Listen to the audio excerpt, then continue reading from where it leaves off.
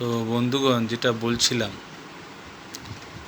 যাদের মন ভালো না তারা কাউকে ঠকাতে পারে না, নিজেরাই ঠকে যায়। কারণ কি, তাদের সবাই ব্যবহার করে, মিথ্যা বলতে পারে না, কারোরই বিপদ দেখলে ঝাঁপিয়ে পড়ে। যেমন আমি নিজে 18 বছর বয়স পর্যন্ত 12 ক্লাসটাও আমি কমপ্লিট করতে পারিনি, সায়েন্সে পড়তাম। জুনিয়র টেকনিক্যাল স্কুল হিন্দুস্তান কেবলসে, সাথে 12 ক্লাস সায়েন্স দুটোই পড়তাম একসাথে। সকালে যেতাম বিবি কলেজে, আর দুপুরবেলাটায় জেটিএস করতাম। সেটা কমপ্লিট না করে ইন্ডিয়ান এয়ারফোর্সে জয়েন করলাম।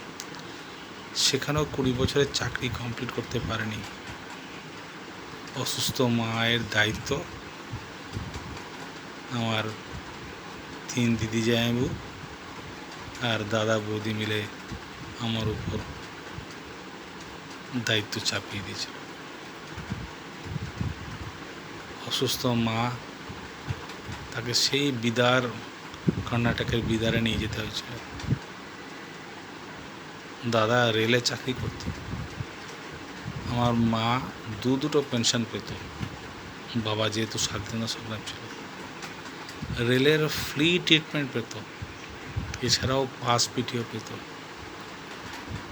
তো তাদের দেখতে অসুবিধা হয়েছে অসুস্থ মাকে। আমি সার্ভিসের সাথে লড়তে গেলাম, পোস্টিং ডিসচার্জ সব নিয়ে।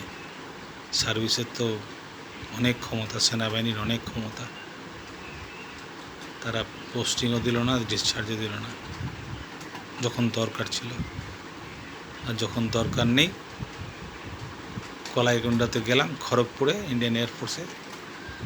সেখানে একবার অ্যাপ্লিকেশান দিতেই কোনো ডকুমেন্ট চাইল না, সঙ্গে সঙ্গে ডিসচার্জ চলে আসলো। 93-তে 3 কাঠা জমি কিনেছিলাম চিত্তরঞ্জনের কাছে। সেখানে বাড়ি করব বলে আমার দাদা বাড়িটা করতে দিল না। কারণ কি, যেহেতু জমিটা দাদার নামও কেন কিনিনি, দাদার নামও কেন রেজিস্ট্রি হয়নি। চেয়েছিলাম যে আর কিছু না হোক, অসুস্থ মা বাবা যেন ওখানে থাকতে পারে, বুঝেছেন?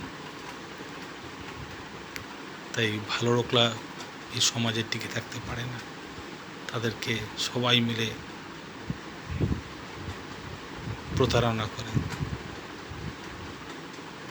যাই হোক, ভালো থাকবেন।